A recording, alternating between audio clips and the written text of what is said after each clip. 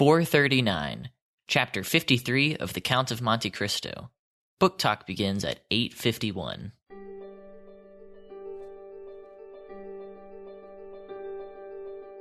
Welcome to Craftlit, the podcast for crafters who love books.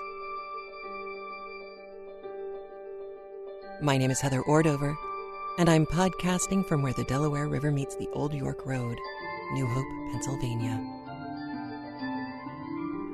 Episode 439, Mellow Drama. This episode of Craftlit is brought to you by its listeners. Many thanks and much gratefulness to all of the listeners who have gone over to patreon.com/Craftlit and pledged their support to the show. We couldn't do it without you. Thank you. Well, hello. I hope you are well. I hope your January is going better than some of the Januaries that I've been seeing on television. Well, on the Weather Channel, anyway. Wow. Ice storms all over the place. As you know, as things heat up, things become more unstable, not unlike a pot of boiling water. And unfortunately, I think we're going to be seeing more weird winters like this, where we're quite balmy here in Pennsylvania, and other people are living under thick sheets of ice. So I hope you are not suffering where you are. If you are, however, suffering right now, you can alleviate some of the pain with today's chapter from The Count of Monte Cristo. However, before we get to that, our crafty chat this week did include a special guest, Shannon Oakey from Cooperative Press, and she is doing something really quite interesting over at patreon.com and being very transparent with the data she's collecting. So I'm going to let her talk to you about this for a bit. And there's Ms. Oakey. Hello, ladies. Hello, lady. You are doing something new and I think quite brave. And Erica wanted you to come on and tell us about it so we can ask you questions. Yes. So the basic premise, and today is a pattern release day, so on top of everything else. So we're doing a Patreon this year and releasing a pattern every single week through patreon.com/knitgirl. And it will be a brand new pattern every week designed, by me, knit by sample knitters. This is a crucial component to all of this. As you know, I'm moving studios right now. And earlier in the year when I was sort of looking around the space, I said, look at all of these tubs of yarn. You need to go to work. Looked at all the yarn, started to catalog all of the yarn, which all by itself was, you can imagine, and sat down and said, there's enough yarn, enough project quantities of yarn here to be able to do a single pattern every single week without even asking for yarn support. That's kind of how crazy it is over here. So I rounded up a sample knitter gang. The fair fiber wage discussion that started, at the end of last year, where teachers and other people in the yarn industry were talking about how, for lack of a better term, the compensation in this industry has never been great. It's not a high-paying industry, and things seem to be, getting worse. Yeah. So what do you do? What do you do about that? And there's only so many things you can do. Because you've published through Cooperative Press that, we try to make things as fair as we can in terms of compensation, but there's a limit to what we can do as things like that go on. So looking at teaching salaries in the industry, looking at all the sort of components that go into making this industry what it is, everything from sample knitters on up, how can we make the compensation more fair for sample knitters? That was a chunk that I could sort of take on and turn to my advantage in this project where we're trying to get, 52 plus pieces knit up in, the space of a year. We're going to be looking at a lot of things. This program is, for lack of a better word, it's a giant data project. What can we do to, examine sort of all of the data that we have accumulated when we're selling patterns? Does a knit along help drive sales? What helps designers sell more patterns? And is it a consistency factor? Ravelry put out the numbers, I believe, in August of how active designers are on Ravelry.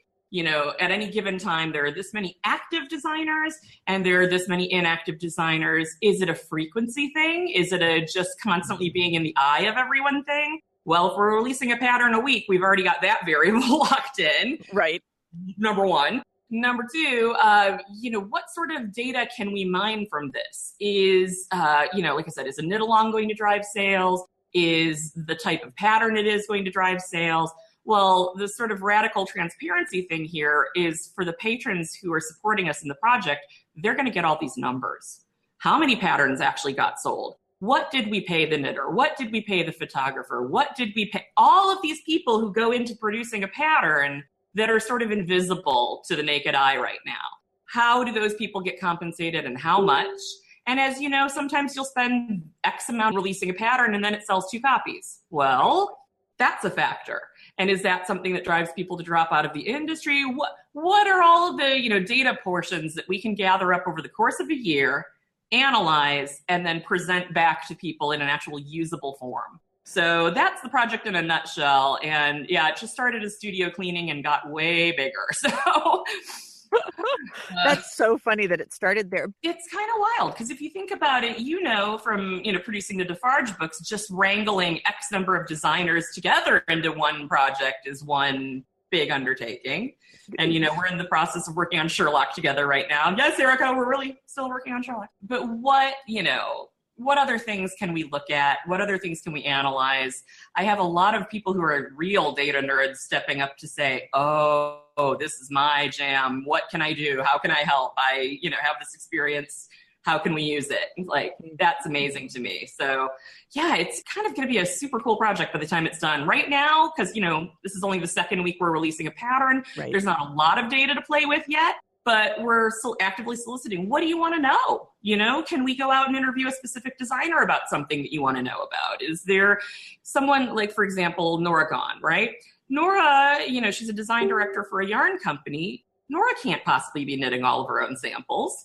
So, who's doing the sample knitting for you? How does that production side look as a yarn company compared to, say, an independent? How do things look like from different areas of the industry? If you're the design director at a yarn company, how does this look compared to what an independent designer's thing looks like?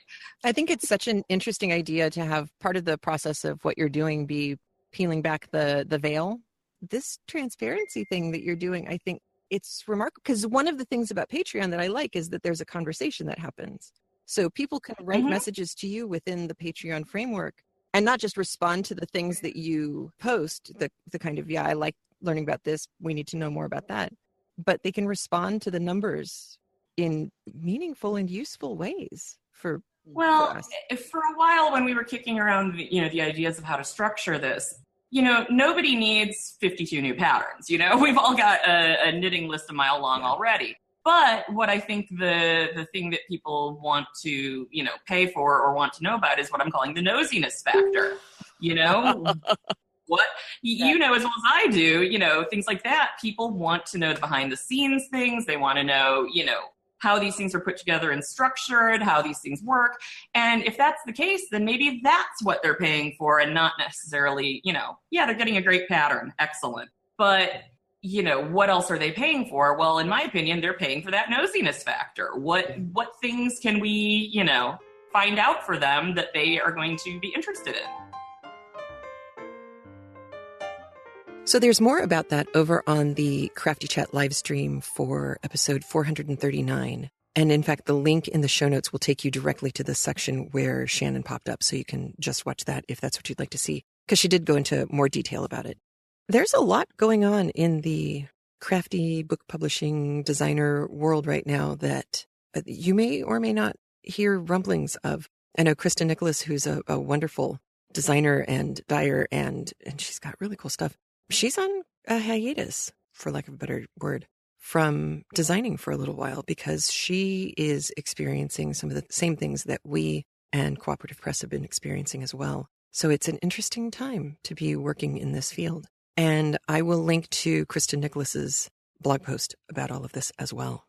In my own weird little world in this corner of Pennsylvania, I have some news that will make longtime listeners, well, you'll probably just need to sit down for a little bit and rest your forehead.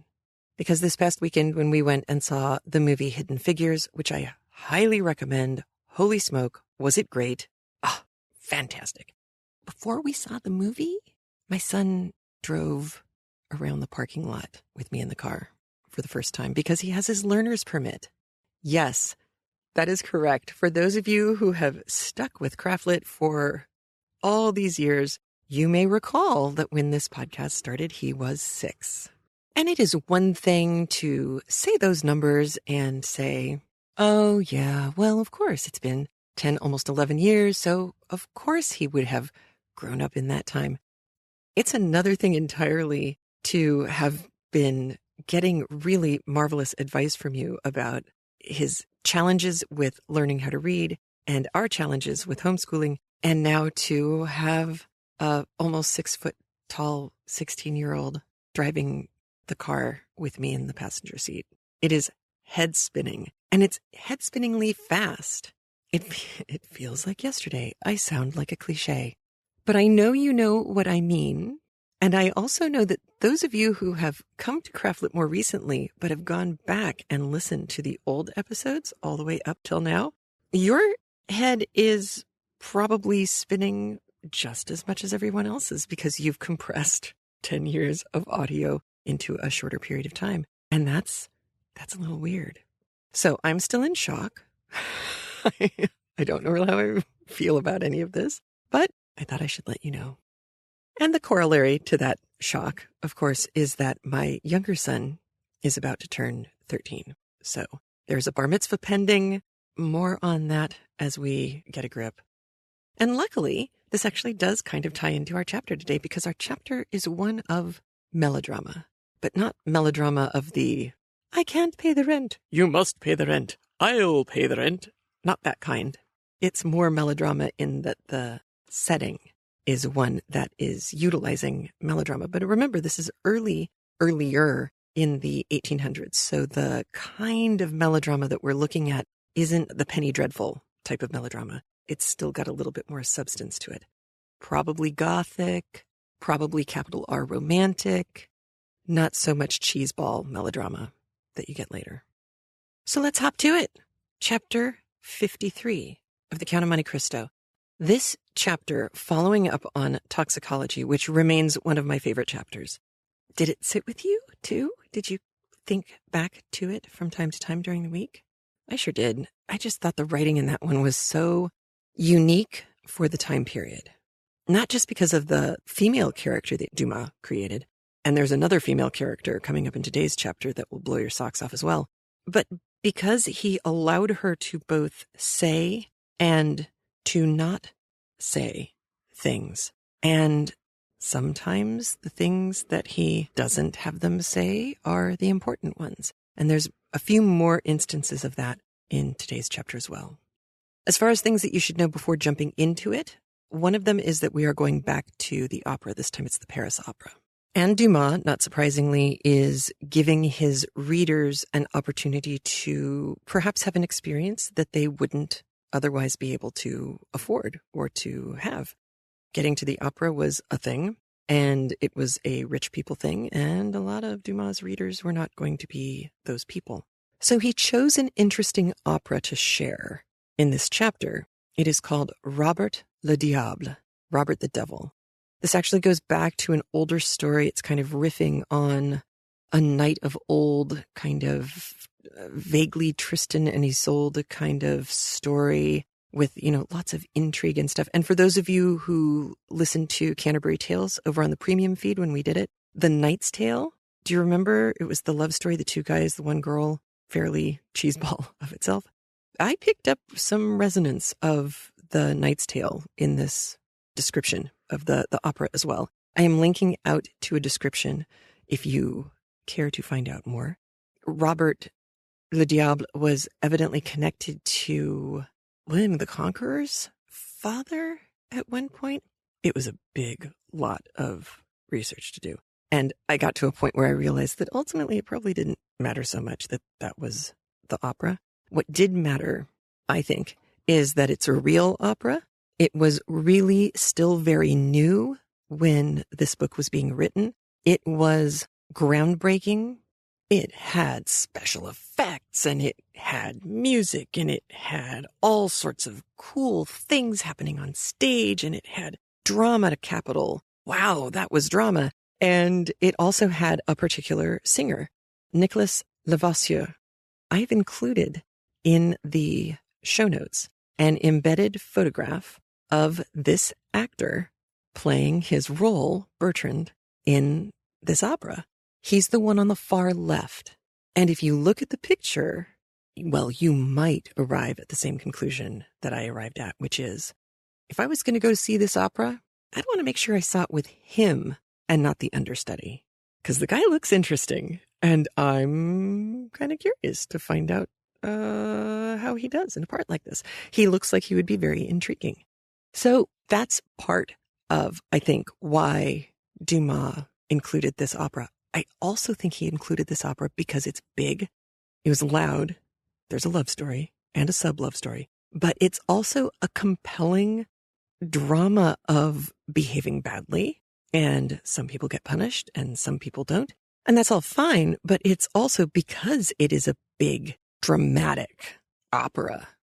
It's also really hard to talk over most of the time, unless there's lovey things happening on stage.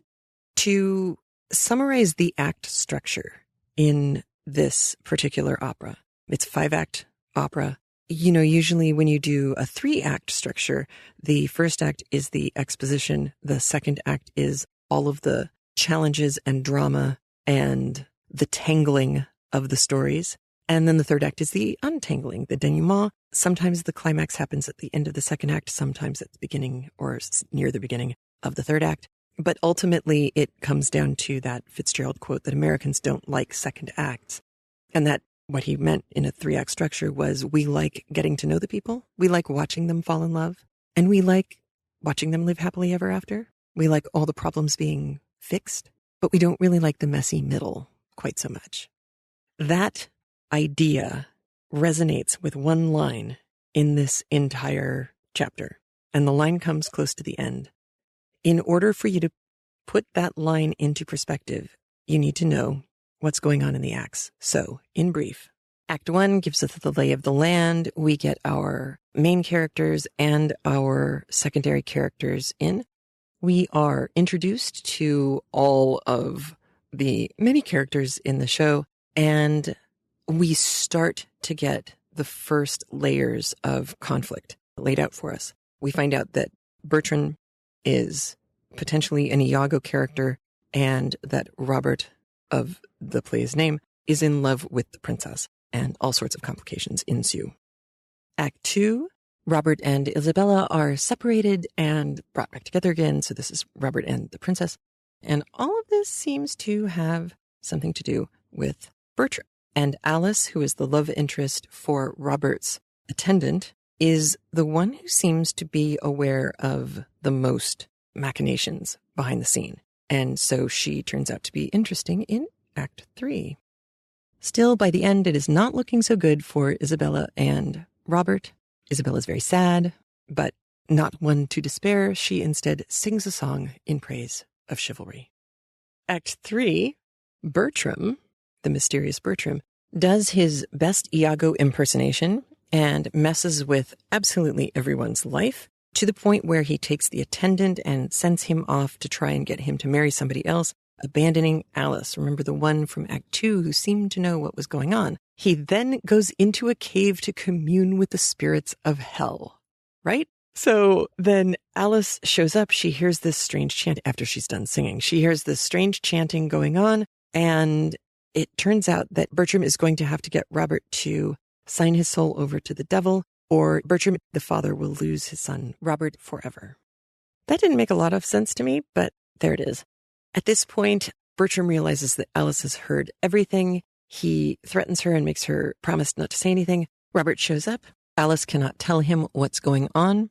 Bertram convinces him to use witchcraft in order to get Isabella back, and against his better judgment, Robert complies. That's the end of Act 3. Act 4, Isabel is preparing to marry this other prince because Robert keeps taking off, and Alice runs in and spills the beans about Robert. Not necessarily about Bertram, but definitely about Robert.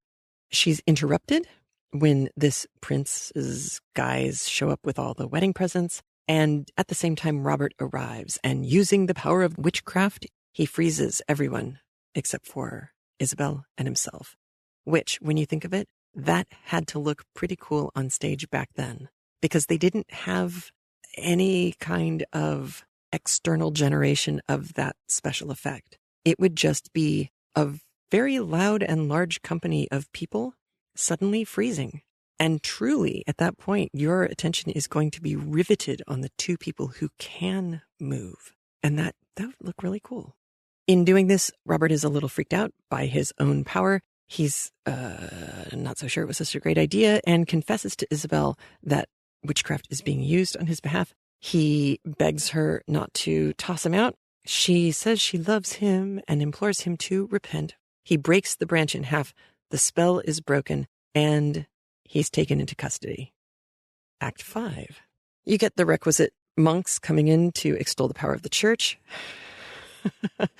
Bertram came in and rescued Robert from the guards, and they show up to prevent the marriage of Isabel to this other prince. Bertram tries to get Robert to sign a document in which he agrees to serve Bertram for all eternity. He reveals to Robert that he's the dad, and Robert decides to sign it because it's his dad. But before they do, Alice shows up. The prince has been stopped from marrying Isabel. Alice prays for divine help, and there's wills and letters from mothers who've passed away, and it all takes a long time, and then midnight strikes, and Bertram is out of time and taken back to hell. Robert has Isabel. Everybody's happy. The end. So Act 3 is going to be the most interesting act, because you have Bertram going to the cave and chanting with devils, and Alice overhearing it and then getting threatened, and that is the third act. Fourth act is we start to get ready for a wedding, and Robert comes in, freezes everyone, explains to Isabel how much he loves her, and confesses that he's probably not doing the right thing using the witchcraft stuff. Confesses to not doing the right thing. I think that's important. And then he starts to pay for that because he's taken into custody at the end of the act. Act 4 of Kin is all of the knots that were created in Acts 1 through 4 are untied, and everything is returned to its correct position. Robert in love with Isabel, getting married, and Bertram, the bad guy, has gone to hell. Everybody winds up in their proper place. When you get to the end of the chapter, that will all mean something to you. I promise there's a payoff for me having gone through all of this. And in fact, I have a special guest, another special guest, our second special guest, who will weigh in on this question after you've listened to the chapter. So stay tuned for that. There are references to a couple of other historical figures in this chapter. The one that I am going to mention now, and then we will dive right into the book, is Diogenes. Diogenes is the Greek philosopher who began the movement, the school of thought that was called cynicism. His history is kind of hilarious, and I'm going to link to it for you because just his biography, it's kind of hard to believe.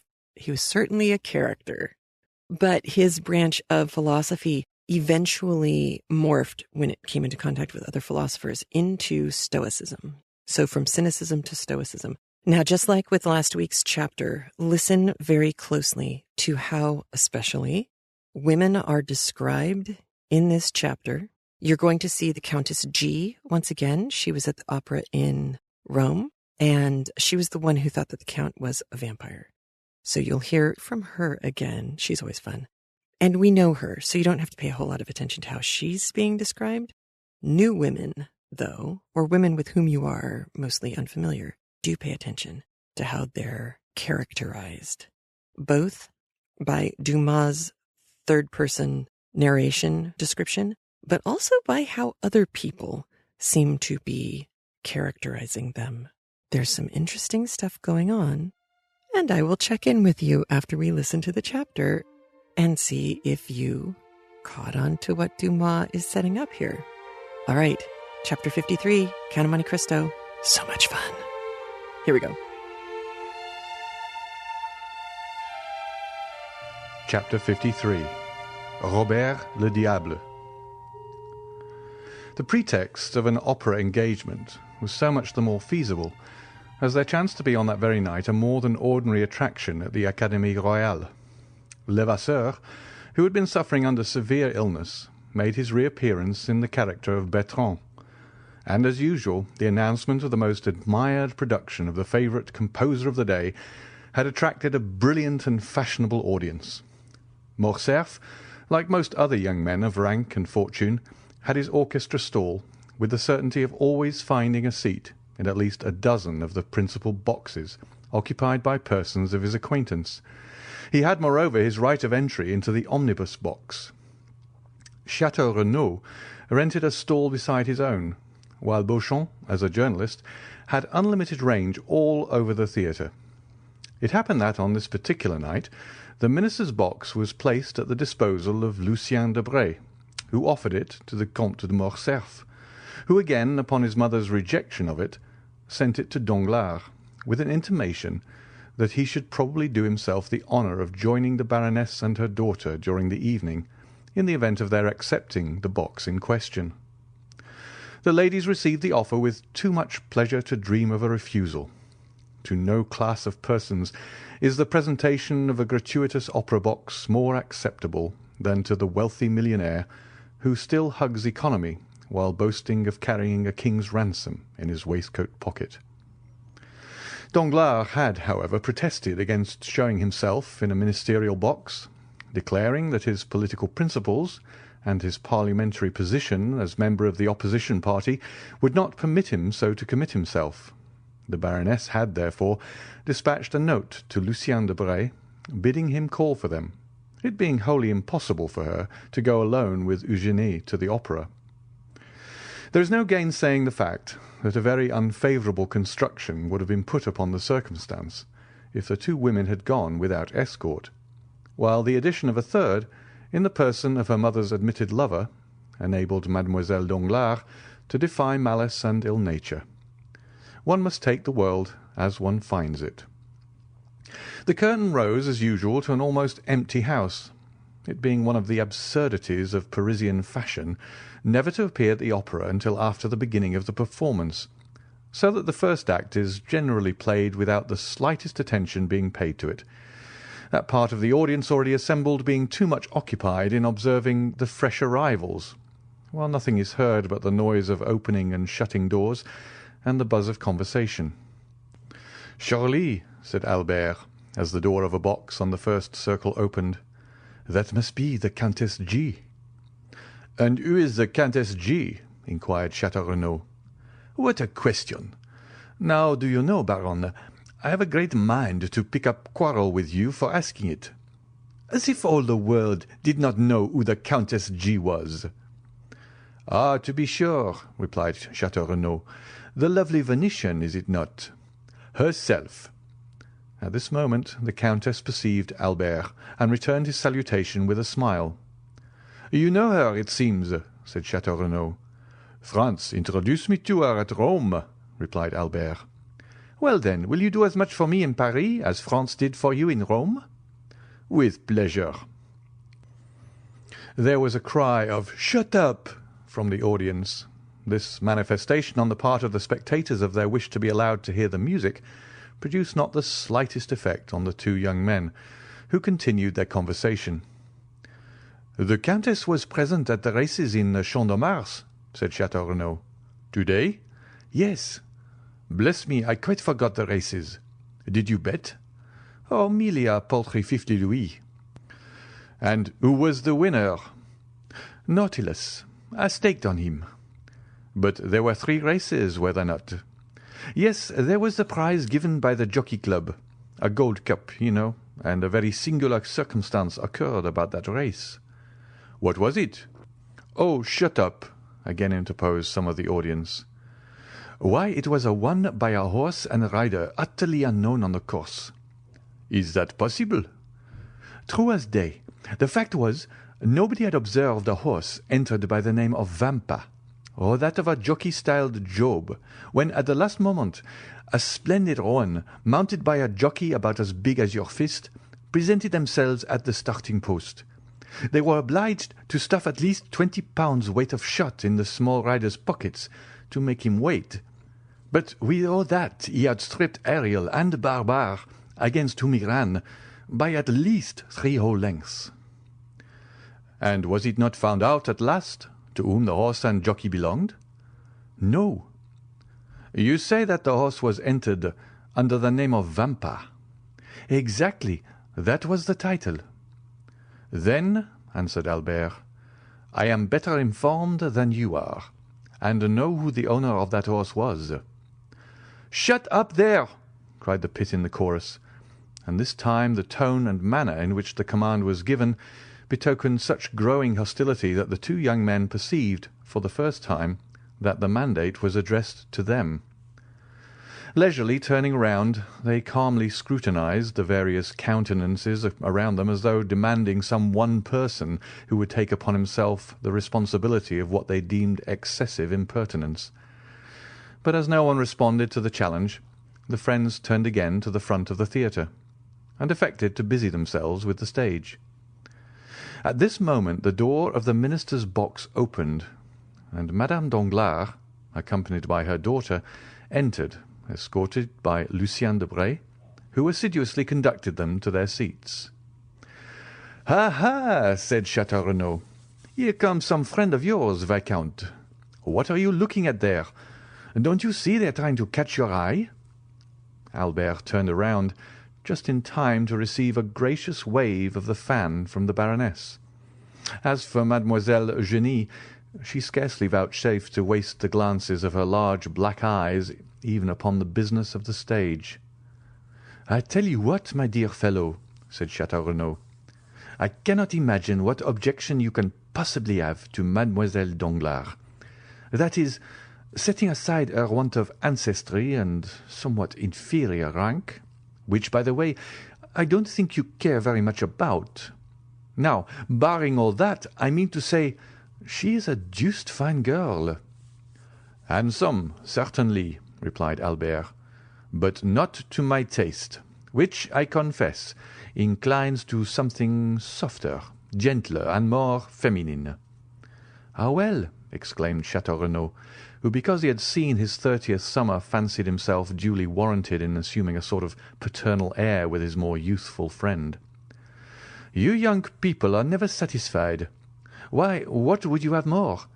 Your parents have chosen you a bride built on the model of Diana, the huntress, and yet you are not content." "No, for that very resemblance affrights me. I should have liked something more in the manner of the Venus of Milo or Capua. But this chase-loving Diana, continually surrounded by her nymphs, gives me a sort of alarm lest she should some day bring on me the fate of Actaeon." And indeed it required but one glance at Mademoiselle Danglars to comprehend the justness of Morcerf's remark. She was beautiful, but her beauty was of too marked and decided a character to please a fastidious taste. Her hair was raven black, but its natural waves seemed somewhat rebellious. Her eyes, of the same colour as her hair, were surmounted by well-arched brows, whose great defect, however, consisted in an almost habitual frown, while her whole physiognomy wore that expression of firmness and decision so little in accordance with the gentler attributes of her sex. Her nose was precisely what a sculptor would have chosen for a chiselled Juno. Her mouth, which might have been found fault with as too large, displayed teeth of pearly whiteness, rendered still more conspicuous by the brilliant carmine of her lips, contrasting vividly with her naturally pale complexion. But that which completed the almost masculine look Morcerf found so little to his taste was a dark mole of much larger dimensions than those freaks of nature generally are, placed just at the corner of her mouth, and the effect tended to increase the expression of self-dependence that characterized her countenance. The rest of Mademoiselle Eugénie's person was in perfect keeping with the head just described. She, indeed, reminded one of Diana, as Château Renaud observed, but her bearing was more haughty and resolute. As regarded her attainments, The only fault to be found with them was the same that a fastidious connoisseur might have found with her beauty, that they were somewhat too erudite and masculine for so young a person. She was a perfect linguist, a first-rate artist, wrote poetry, and composed music. To the study of the latter she professed to be entirely devoted, following it with an indefatigable perseverance, assisted by a schoolfellow, a young woman without fortune, whose talent promised to develop into remarkable powers as a singer. It was rumoured that she was an object of almost paternal interest to one of the principal composers of the day, who excited her to spare no pains in the cultivation of her voice, which might hereafter prove a source of wealth and independence. But this counsel effectually decided Mademoiselle Danglars never to commit herself by being seen in public with one destined for a theatrical life, and acting upon this principle, the banker's daughter, though perfectly willing to allow Mademoiselle Louis d'Armilly, that was the name of the young virtuosa, to practise with her through the day, took especial care not to be seen in her company. Still, though not actually received at the Hôtel Danglars in the light of an acknowledged friend, Louise was treated with far more kindness and consideration than is usually bestowed on a governess. The curtain fell almost immediately after the entrance of Madame Danglars into her box. The band quitted the orchestra for the accustomed half-hour's interval allowed between the acts, and the audience were left at liberty to promenade the salon or lobbies, or to pay and receive visits in their respective boxes. Morcerf and Château Renaud were amongst the first to avail themselves of this permission. For an instant the idea struck Madame Danglars that this eagerness on the part of the young viscount arose from his impatience to join her party, and she whispered her expectations to her daughter, that Albert was hurrying to pay his respects to them. Mademoiselle Eugénie, however, merely returned a dissenting movement of the head, while, with a cold smile, she directed the attention of her mother to an opposite box on the first circle, in which sat the Countess G., and where Morcerf had just made his appearance. "So we meet again, my travelling friend, do we?" cried the Countess, extending her hand to him with all the warmth and cordiality of an old acquaintance. "It was really very good of you to recognize me so quickly, and still more so to bestow your first visit on me." "Be assured," replied Albert, "that if I had been aware of your arrival in Paris, and had known your address, I should have paid my respects to you before this. Allow me to introduce my friend, Baron de Château Renaud, one of the few true gentlemen now to be found in France, and from whom I have just learned that you were a spectator of the races in the Champ de Mars yesterday." Château Renaud bowed to the Countess. "So you were at the races, Baron?" inquired the Countess eagerly. "Yes, madame." "Well, then," pursued Madame G., with considerable animation, "you can probably tell me who won the Jockey Club stakes." "I am sorry to say I cannot," replied the Baron, "and I was just asking the same question of Albert." "Are you very anxious to know, Countess?" asked Albert. "To know what?" "The name of the owner of the winning horse." "Excessively. Only imagine, but do tell me, Viscount, whether you really are acquainted with it or no." "I beg your pardon, madame, but you were about to relate some story, were you not? You said, 'Only imagine,' and then paused. Pray continue." "Well, then, listen. You must know I felt so interested in the splendid roan horse, with his elegant little rider, so tastefully dressed in a pink satin jacket and cap, that I could not help praying for their success with as much earnestness as though the half of my fortune were at stake. And when I saw them outstrip all the others, and come to the winning post in such gallant style, I actually clapped my hands with joy. Imagine my surprise when, upon returning home, the first object I met on the staircase was the identical jockey in the pink jacket. I concluded that by some singular chance the owner of the winning horse must live in the same hotel as myself. but as I entered my apartments, I beheld the very gold cup awarded as a prize to the unknown horse and rider. Inside the cup was a small piece of paper, on which were written these words: "From Lord Ruthven to Countess G." "Precisely, I was sure of it," said Morcerf. "Sure of what?" "That the owner of the horse was Lord Ruthven himself." "What Lord Ruthven do you mean?" "Why, our Lord Ruthven, the vampire of the Sal Argentino." "Is it possible?" exclaimed the Countess. "Is he here in Paris?" "To be sure. Why not?" "And you visit him, meet him at your own house and elsewhere?" "I assure you he is most intimate friend, and Monsieur de Château Renaud has also the honour of his acquaintance." "But why are you so sure of his being the winner of the Jockey Club prize?" "Was not the winning horse entered by the name of Vampa?" "What of that?" "Why, do you not recollect the name of the celebrated bandit by whom I was made a prisoner?" "Oh, yes." "And from whose hands the Count extricated me in so wonderful a manner?" "To be sure, I remember it all now." "He called himself Vampa. You see, it's evident where the Count got the name." "But what could have been his motive for sending the cup to me?"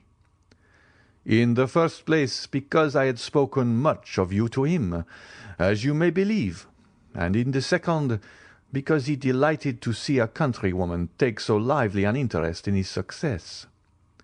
"I trust and hope you never repeated to the Count all the foolish remarks we used to make about him." "I should not like to affirm upon oath that I have not. Besides, his presenting you the cup under the name of Lord Ruthven—" "Oh, but that is dreadful. Why, the man must owe me a fearful grudge." "Does this action appear like that of an enemy?" "No, certainly not." "Well, then—" "And so he is in Paris?" "Yes." "And what effect does he produce?" "Why," said Albert, "he was talked about for a week. Then the coronation of the Queen of England took place, followed by the theft of Mademoiselle Mars's diamonds, and so people talked of something else." "My good fellow," said Château Renaud, "the Count is your friend, and you treat him accordingly.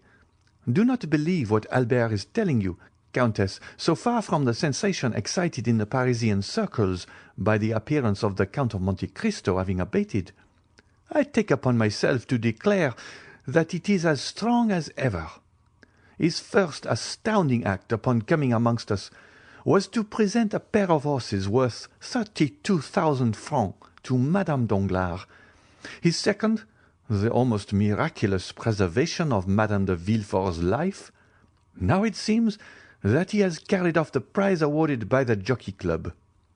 I therefore maintain, in spite of Morcerf, that not only is the Count the object of interest at this present moment, but also that he will continue to be so for a month longer if he pleases to exhibit an eccentricity of conduct which, after all, may be his ordinary mode of existence." "Perhaps you are right," said Morcerf.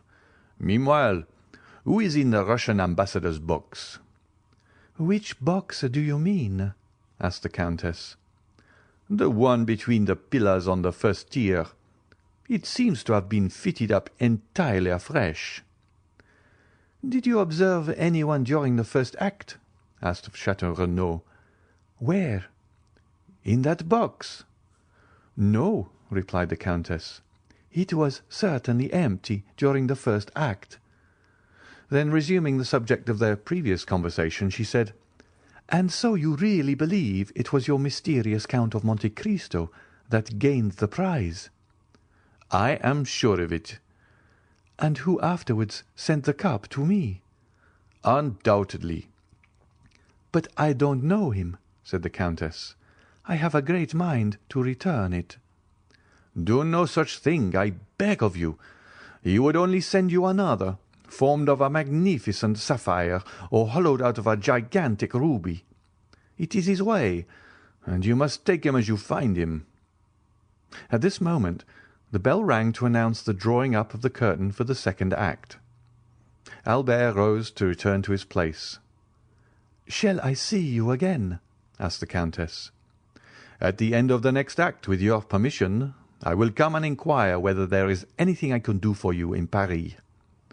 "Pray take notice," said the Countess, "that my present residence is 22 Rue de Rivoli, and that I am at home to my friends every Saturday evening. So now you are both forewarned." The young men bowed and quitted the box. Upon reaching their stalls, they found the whole of the audience in the parterre standing up and directing their gaze toward the box formerly possessed by the Russian ambassador.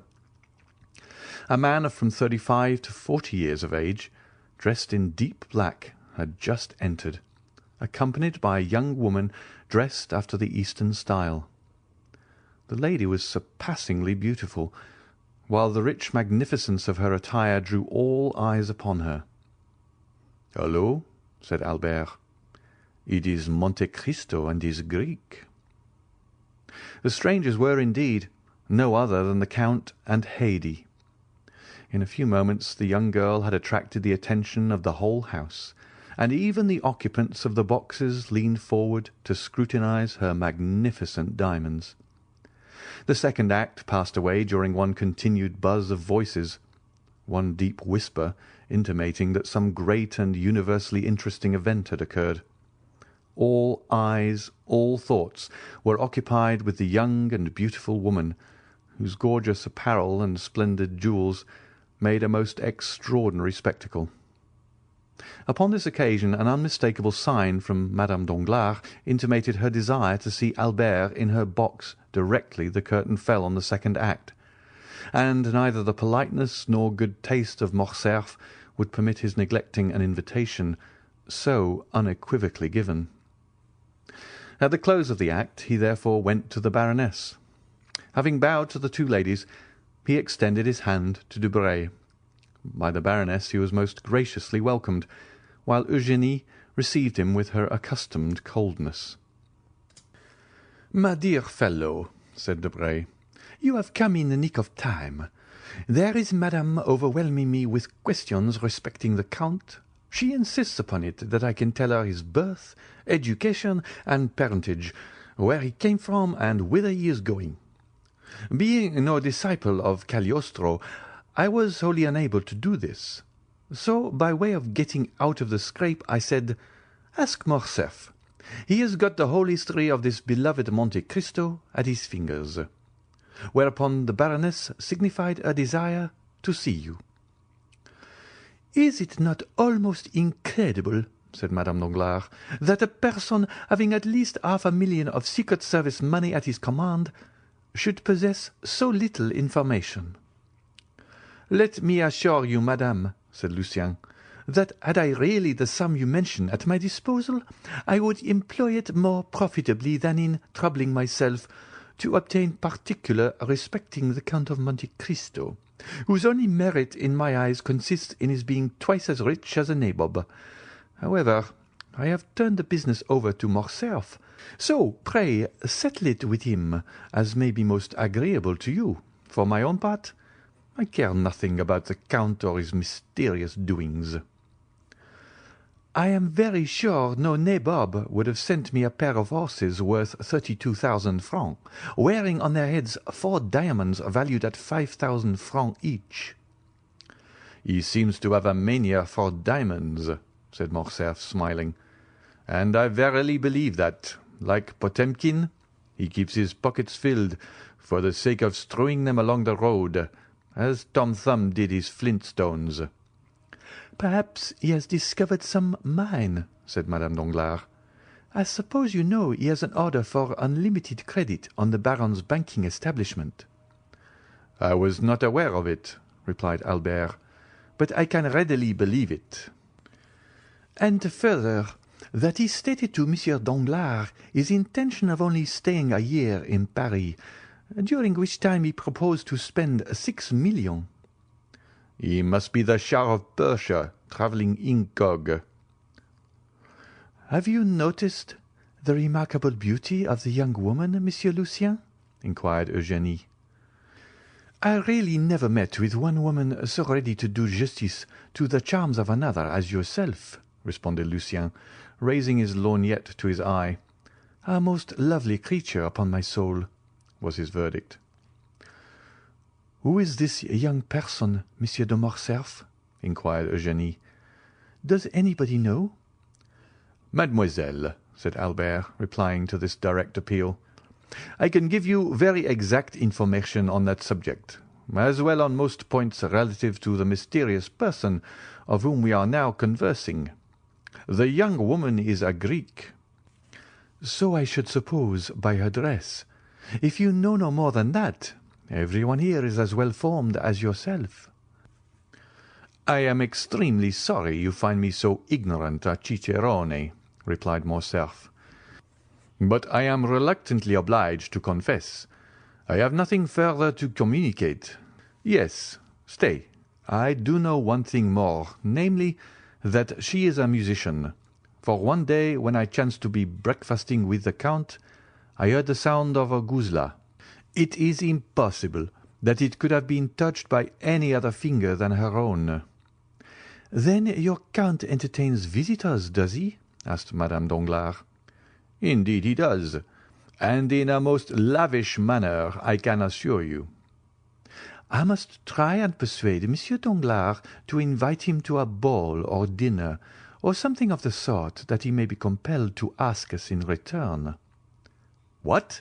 said Debray, laughing. Do you really mean you would go to his house? Why not? My husband could accompany me. But do you know this mysterious Count is a bachelor? You have ample proof to the contrary, if you look opposite, said the Baroness, as she laughingly pointed to the beautiful Greek. No, no, exclaimed Debray. That girl is not his wife. He told us himself she was his slave. Do you not recollect, Morcerf, his telling us so at your breakfast? Well, then, said the Baroness, if slave she be, she has all the air and manner of a princess.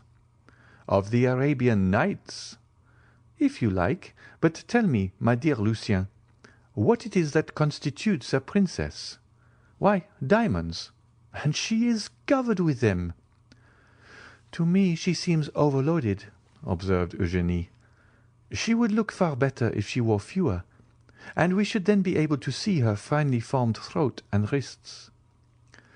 See how the artist peeps out, exclaimed Madame Danglars.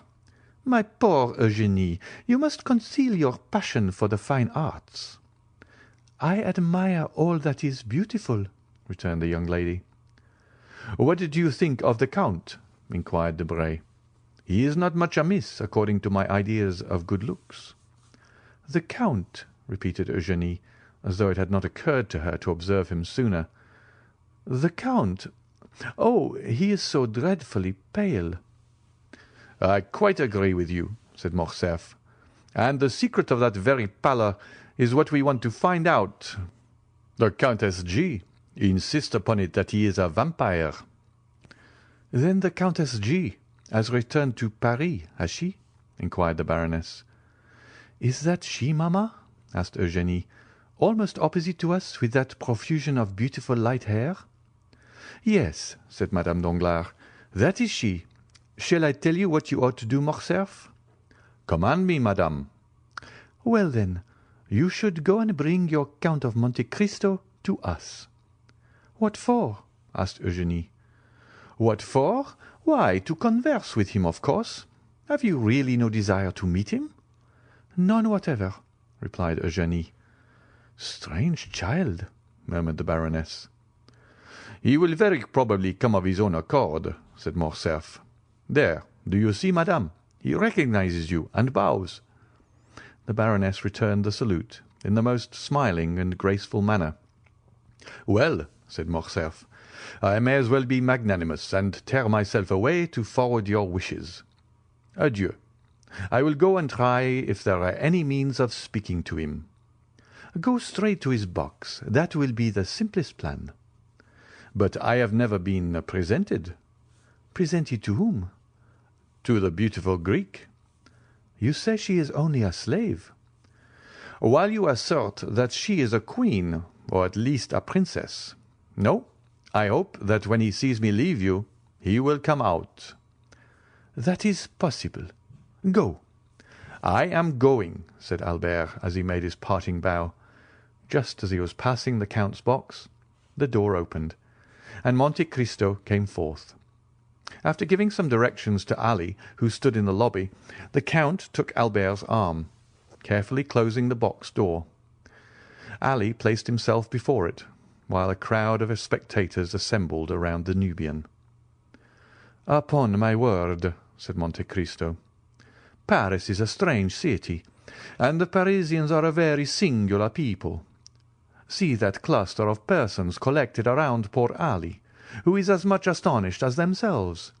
Really, one might suppose he was the only Nubian they have ever beheld. Now I can promise you that a Frenchman might show himself in public, either in Tunis, Constantinople, Bagdad, or Cairo, without being treated in that way.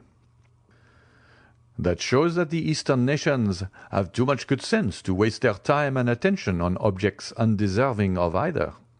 However, as far as Ali is concerned, I can assure you, the interest he excites is merely from the circumstance of his being your attendant. You, who are at this moment the most celebrated and fashionable person in Paris." "Really? And what has procured me so flattering a distinction?" "What? Why, yourself, to be sure. You give away horses worth 1,000 louis. You save the lives of ladies of high rank and beauty. Under the name of Major Brack you run thoroughbreds ridden by tiny urchins not larger than marmot. Then, when you have carried off the golden trophy of victory, instead of setting any value on it, you give it to the first handsome woman you think of. And who has filled your head with all this nonsense?" "Why, in the first place, I heard it from Madame Danglars, who, by the by, is dying to see you in her box. Or to have you seen there by others. Secondly, I learned it from Beauchamp's journal, and thirdly, from my own imagination. Why, if you sought concealment, did you call your horse Vampa?" "That was an oversight, certainly," replied the Count. "But tell me, does the Count of Morcerf never visit the opera? I've been looking for him, but without success." "He will be here tonight." "In what part of the house?" "In the Baroness's box, I believe." "That charming young woman with her, is that her daughter?" "Yes." "I congratulate you." Morcerf smiled. "We will discuss that subject at length some future time," said he. "But what do you think of the music?" "What music?" "Why, the music you have been listening to." "Oh, it is well enough as the production of a human composer, sung by featherless bipeds, to quote the late Diogenes." "From which it would seem, my dear Count, that you can at pleasure enjoy the seraphic strains that proceed from the 7 choirs of Paradise." "You are right in some degree. When I wish to listen to sounds more exquisitely attuned to melody than mortal ear ever yet listened to, I go to sleep." "Then sleep here, my dear Count. The conditions are favourable. What else was opera invented for?" "No, thank you. Your orchestra is too noisy. To sleep after the manner I speak of, absolute calm and silence are necessary, and then a certain preparation." "I know, the famous hashish." "Precisely. So, my dear Viscount, whenever you wish to be regaled with music, come and sup with me." "I have already enjoyed that treat when breakfasting with you," said Morcerf. "Do you mean at Rome?" "I do." "Ah, then I suppose you heard Haydée's Guzla. The poor exile frequently beguiles a weary hour in playing over to me the airs of her native land." Morcerf did not pursue the subject, and Monte Cristo himself fell into a silent reverie. The bell rang at this moment for the rising of the curtain. "You will excuse me leaving you," said the Count, turning in the direction of his box. "What? Are you going?" "Pray say everything that is kind to Countess G. on the part of her friend the vampire." "And what message shall I convey to the Baroness?" "That with her permission I shall do myself the honour of paying my respects in the course of the evening." The third act had begun, and during its progress the Count of Morcerf, according to his promise, made his appearance in the box of Madame Danglars. The Count of Morcerf was not a person to excite either interest or curiosity in a place of public amusement. His presence, therefore, was wholly unnoticed, save by the occupants of the box in which he had just seated himself. The quick eye of Monte Cristo, however, marked his coming, and a slight though meaningful smile passed over his lips. Haydée, whose soul seemed centred in the business of the stage, like all unsophisticated natures, delighted in whatever addressed itself to the eye or ear. The third act passed off as usual. Mesdemoiselles Noblet, Joulet, and Leroux executed the customary pirouette. Robert duly challenged the Prince of Granada, and the royal father of the Princess Isabella, taking his daughter by the hand, swept round the stage with majestic strides, the better to display the rich folds of his velvet robe and mantle. After which the curtain again fell, and the spectators poured forth from the theatre into the lobbies and salons. The Count left his box, and a moment later was saluting the Baronne Danglars, who could not restrain a cry of mingled pleasure and surprise. "You are welcome, Count," she exclaimed as he entered. "I have been most anxious to see you, that I might repeat orally the thanks writing can so ill express." "Surely so trifling a circumstance cannot deserve a place in your remembrance. Believe me, madam, I had entirely forgotten it." "But it is not so easy to forget, monsieur, that the very next day after your princely gift you saved the life of my dear friend Madame de Villefort, which was endangered by the very animals your generosity restored to me. This time, at least, I do not deserve your thanks. It was Ali, my Nubian slave, who rendered this service to Madame de Villefort." "Was it Ali," asked the Count of Morcerf, "who rescued my son from the hands of bandits?" "No, Count," replied Monte Cristo, taking the hand held out to him by the general. "In this instance I may fairly and freely accept your thanks. But you have already tendered them and fully discharged your debt, if indeed there existed one, and I feel almost mortified to find you still reverting to the subject. May I beg of you, Baroness, to honour me with an introduction to your daughter?" "Oh, you are no stranger, at least not by name," replied Madame Danglars, "and the last 2 or 3 days we have really talked of nothing but you. Eugénie," continued the Baroness, turning towards her daughter, "this is the Count of Monte Cristo." The Count bowed, while Mademoiselle Danglars bent her head slightly. "You have a charming young person with you to-night, Count," said Eugénie. "Is she your daughter?"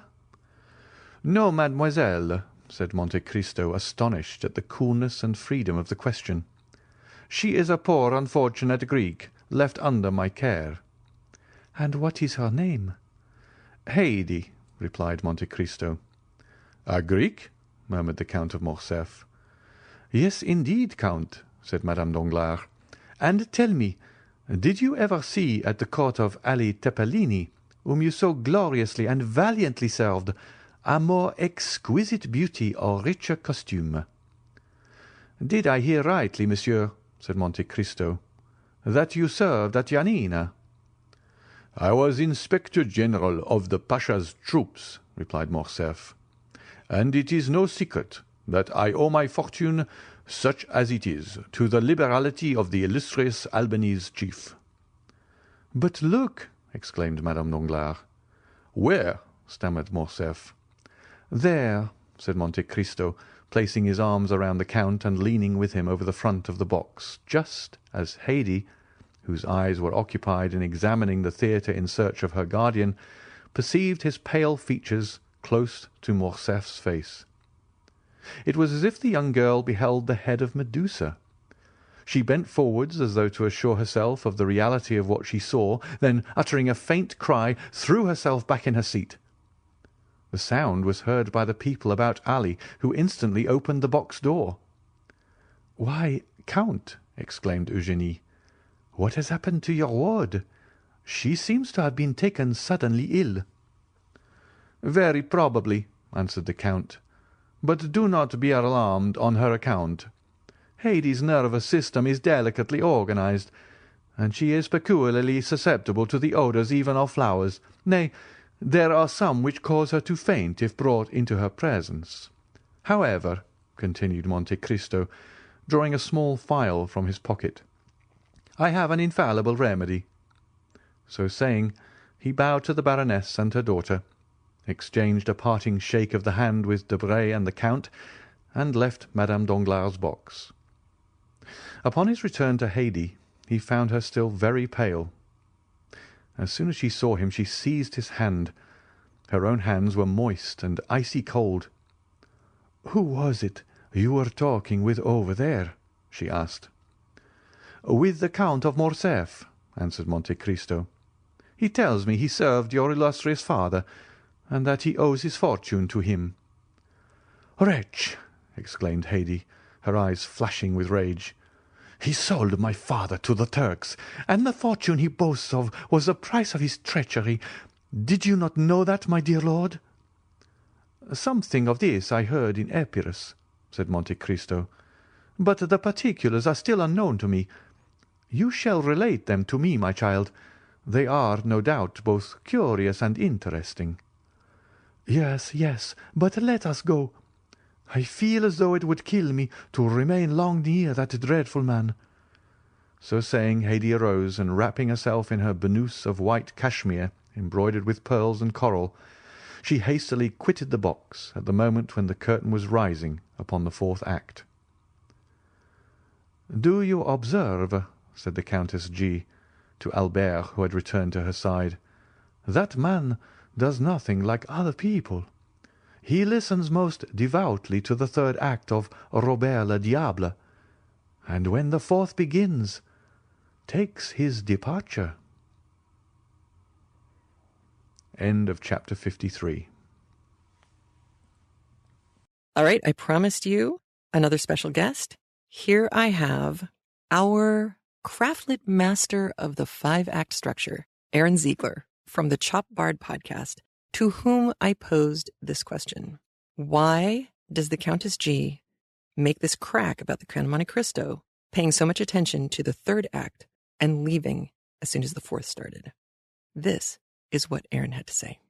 From a structure point of view, if Act 3 is the climax, then the play has achieved the highest amount of suspense that it can. Act 4 will only bring the falling action, and 5 the resolution. So maybe the man in question doesn't like the wrapping up period and is only interested in the adventure, the building, but not the meaning or resolve. Or specifically, he doesn't like the thought of Robert deciding to give up magic. Like in The Tempest, if we stop the play after Act 3, Prospero gets to keep his magic. Or he just wanted to catch his ride early to avoid the exit crowds. So, Eugénie, Danglars, girl's got a lot of money. Doesn't seem to be overly interested in Albert, who she's supposed to marry. Doesn't seem to be all that interested in any other guys, actually. And Albert doesn't seem to be all that interested in her. Not necessarily because he's not interested in her, but because he seems to be picking up on the fact that she's not very interested in him either. I'm going to go out on a limb here, and I'm going to make a guess, and you can call in and let me know if this is true. I am going to guess that if you read the truncated version of this story when you were a child in school, that chances are this character was either expunged from the record or not entirely drawn with a great amount of detail left, because her relationship with the other characters in the story and her relationship with the other women who you haven't met yet, the girl that she knew, the musician, the one who can really sing, Eugenie's relationship with them isn't necessarily crucial to the turning of the plot, but it is nonetheless, I think, an extraordinary move on Dumas' part. And also, I think, perhaps our first real indication that we are not reading a book that began its life in England. Now, this seems to me to be a very French book, because not only is this a relatively main character, I mean, it's Danglars' daughter, but it also seems to be a moment where someone's preference in who they want to love matters not at all.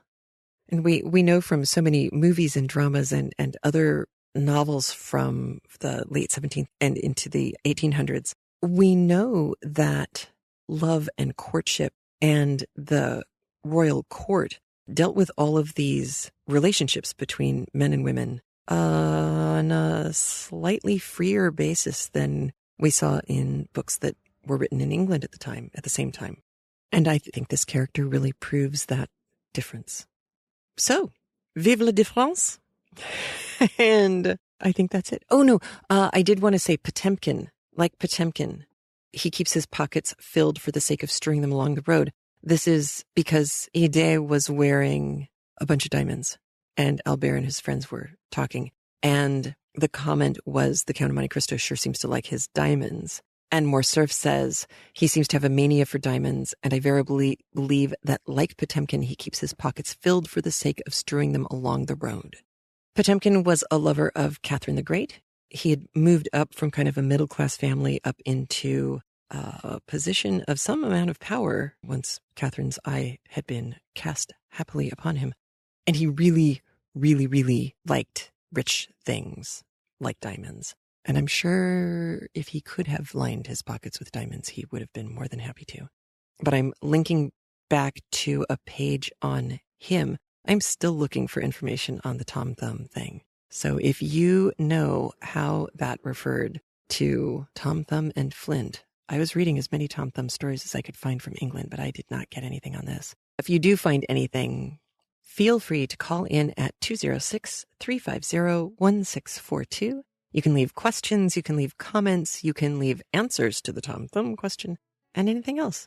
Oh, and if you have any questions at all about the First Amendment, we are doing an accidental series on the First Amendment over on the Weekly Constitutional, which you can find at the Craftlit YouTube channel, youtube.com/craftlit-channel. And that's it. I hope you have a great week. I'll talk to you soon. Bye. If you like getting free audiobooks with benefits every week, please consider supporting the show over at patreon.com/craftlit. There are rewards waiting for you beyond, the free podcast. You can also subscribe to our premium streaming audio by tapping the red lock when you are looking at the app or at the show notes at craftlit.libsyn.com/podcast. You can also sign up for a premium download subscription by following the links in the right-hand sidebar at craftlit.com. And if it's easier for you, you can always subscribe and review at iTunes and at Stitcher Radio. Like us on Facebook, support us at Patreon, and come with us on tour. For 9 years, Craftlit has been kept going by the support of you, the listener. And for that, I am truly grateful. And remember, if your hands are too busy to pick up a book, at least you can turn one on